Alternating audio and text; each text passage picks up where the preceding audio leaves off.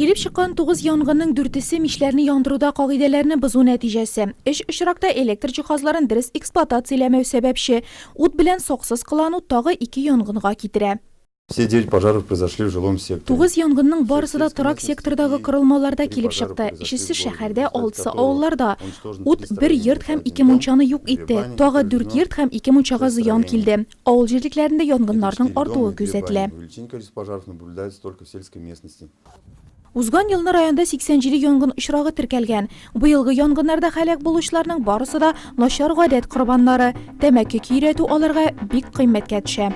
9 fevraля 15:16 minut. 9 fevral kuni 15 soat 16 minutda Salangish ovulidagi yurtda kelib chiqqan yong'in natijasida 1955 yilda tug'an Irod halok bo'ldi. Yong'in sababi israk kelish tamaki tortuv.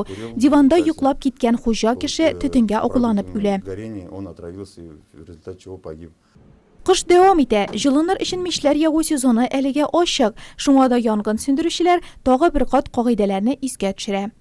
Запрещается эксплуатировать отопительные. Yong'in chiquvga qarshi kirtalari bo'lmagan mishlarni kun ko'rishda qo'llanib tiyila. Ortiq qizdirirga da yaramay. Mishni yo'g'ib jibergansiz ekan qarovchisiz qoldirmag'iz. Kishi yoshdagi bolalarga ishondirmag'iz. Зимой нас печка согревает. Но посмотрите, как бывает. Следить всем нужно за огнем, чтобы не бегать нам потом. Спасение и помощь 01.